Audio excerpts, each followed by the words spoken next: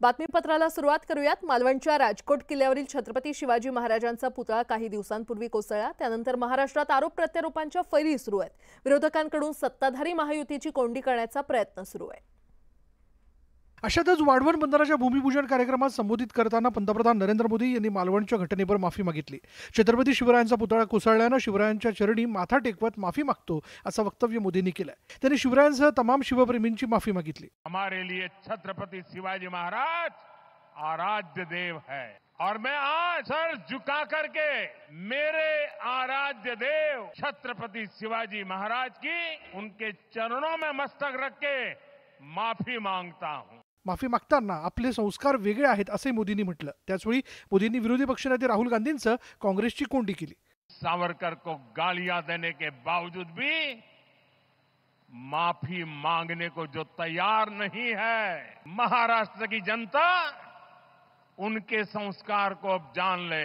मोदींच्या या माफीनाम्यानंतर राज्यात सुरू झालेल्या आरोप प्रत्यारोपांचं राजकारण शमणार का हे पाहावं लागेल।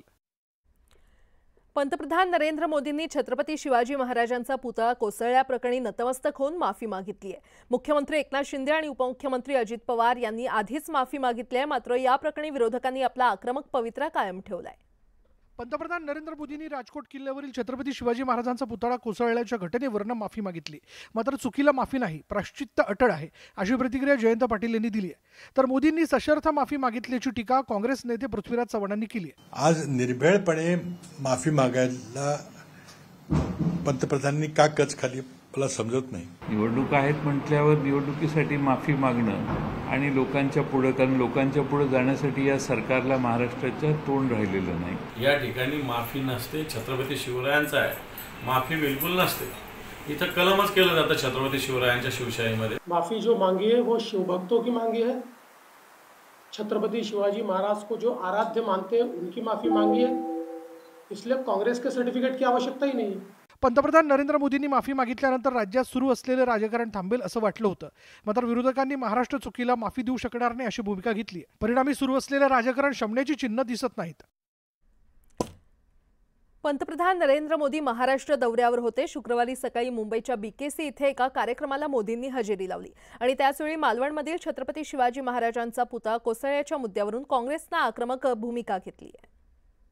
पंतप्रधान नरेंद्र मोदी यांनी महाराष्ट्राची माफी मागावी यासाठी मुंबई काँग्रेसतर्फे आंदोलन करण्याची हाक काँग्रेसच्या मुंबई अध्यक्षा खासदार वर्षा गायकवाड यांनी दिली होती।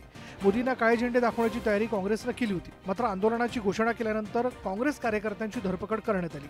गायकवाड यांच्यासह मुंबई काँग्रेसच्या अनेक नेत्यांना स्थानबद्ध करण्यात आलं, मात्र यावेळी बीकेसी परिसरात काँग्रेस आणि भाजप कार्यकर्त्यांमध्ये राडा झाला। यानंतर ही वर्षा गायकवाड आंदोलनावर ठाम होत्या। छत्रपती शिवाजी महाराजांचा पुतळा घेऊन वर्षा गायकवाड यांच्यासह काँग्रेस नेते शिवाजी पार्क इथं पोहोचले। आम्ही काय केले? आम्ही कोणते गुन्हेगार आहोत? ज्यांनी गुन्हा केले ते फरार आहेत, बदनापूरचे पण फरार आहेत आणि या घटनेतले पण फरार आहेत आणि आम्हाला थांबवण्याचं काम करते। सकाळी 7 वाजता आमच्या कार्यकर्त्यांना डिटेन करण्याचं केलं, का काम केलं? यावेळी शिवाजी पार्क इथं आंदोलन करणाऱ्या काँग्रेस नेत्यांना पोलिसांनी ताब्यात घेतलं। पंतप्रधान नरेंद्र मोदींच्या हस्ते वाढवण बंदराचं भूमिपूजन करण्यात आलं। वाढवण बंदराचं काम विरोधकांनी मुद्दामून रोखून ठेवल्याचा आरोप यावेळी पंतप्रधान मोदींनी केला। 2014 आधी वाढवण बंदराचं काम रोखून धरण्यात आलं होतं असा आरोपही त्यांनी केला। वाढवण बंदराकडे संपूर्ण जगाचं लक्ष असल्याचं मोदींनी यावेळी म्हटलं। वाढवण बंदरामुळे लाखो तरुणांना रोजगार मिळणार असल्याचं सांगताना वाढवण बंदराला रेल्वे महामार्गाने देखील जोडणार असल्याचं पंतप्रधान मोदींनी सांगितलं। यहाँ कई लाख करोड़ रुपए के निवेश का अनुमान है। यहाँ करीब 12 लाख रोजगार के अवसर पैदा होंगे। ज्यांचा विकासाला विरोध त्याला जनता माफ करणार नाही असा टोला पंतप्रधान मोदींनी महाविकास आघाडीला लगावला। कौन लोग थे जो महाराष्ट्र के विकास को ब्रेक लगा रहे थे? ये कौन लोग थे जिनको महाराष्ट्र के नौजवानों को रोजगार मिले इससे इतराज था? कित्येक दशकापासून वाढवण बंदराची गरज होती आणि विरोधकांनी अनेक वर्ष हा प्रकल्प रखडवल्याचा आरोपही पंतप्रधान मोदींनी केला। वाढवण बंदराचं भूमिपूजनाच्या कार्यक्रमाला राज्याचे मुख्यमंत्री आणि उपमुख्यमंत्री उपस्थित होते। स्थानिकांना वाऱ्यावर सोडणार नाही असं मुख्यमंत्री आणि उपमुख्यमंत्र्यांनी म्हटलंय। त्यासोबतच मुख्यमंत्री आणि उपमुख्यमंत्र्यांनी पंतप्रधान मोदींवर कौतुकाचा वर्षाव केलाय। वाढवण बंदराची निर्मिती केली जात असताना पर्यावरणाचं रक्षण केलं जाईल अशी ग्वाही मुख्यमंत्री आणि उपमुख्यमंत्र्यांनी दिली आहे। स्थानिकांचं हित पाहणार, स्थानिकांना वाऱ्यावर सोडणार नाही असं आश्वासनही मुख्यमंत्री आणि उपमुख्यमंत्र्यांनी दिलं। मोदी जी के हाथ में सफलता का पारस है, इसलिए इस पोर्ट का पहला चरण 2029 तक निर्धारित समय पर पूरा हो जाएगा। योग्य पद्धतीनं पुढच्या पिढ्यानपिढ्या मदत होईल अशा प्रकारची भूमिका हे राज्य सरकार देखील या बाबतीमध्ये घेईल।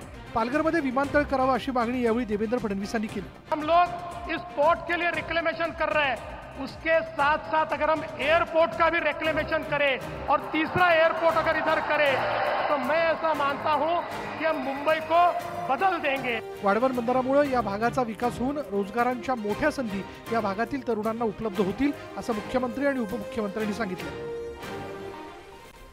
पंतप्रधान नरेंद्र मोदी यांच्या उपस्थितीमध्ये वाढवण बंदराचा भूमिपूजन सोहळा पार पडला। पालघरच्या सिडको मैदानात हा सोहळा पार पडला। मात्र या बंदराला स्थानिक मच्छीमारांसह विविध संघटना आणि राजकीय पक्षांनी विरोध केला। याच पार्श्वभूमीवर स्थानिक भूमिपुत्र आणि मच्छीमारांकडून बोटीमध्ये काळे फुगे लावण्यात आले।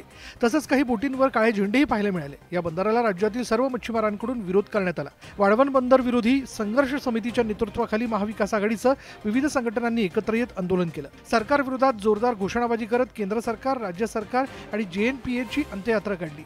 या आंदोलनात महिलाही मोठ्या संख्येनं सहभागी झाल्या। प्रदूषण होणारच आहे। आमच्याकडे हजारो टन, शेकडो नाही हजारो टन रोजचा भाजीपाला निघतो या भागातनं। कुठलंही काम होऊ देणार नाही आणि हे बंदर होऊ देणार नाही। आज मोदीजी त्यांना उद्घाटन जाऊ दे, इथं काम त्यांना इथं करायचं आहे, ते आम्ही होऊ देणार नाही असा आमचा चंग आहे। दुसरीकडे या बंदराविरोधात स्थानिकांनीही आक्रमक भूमिका घेतली आहे। वाढवण बंदर इथे पाहणी करण्यासाठी गेलेल्या JNPAच्या अधिकाऱ्यांना स्थानिकांनी पिटाळून लावलं। पोलीस बंदोबस्तात पाहणीसाठी गेलेल्या अधिकाऱ्यांना यावेळी ग्रामस्थांच्या रोषाला सामोरं जावं लागलंय।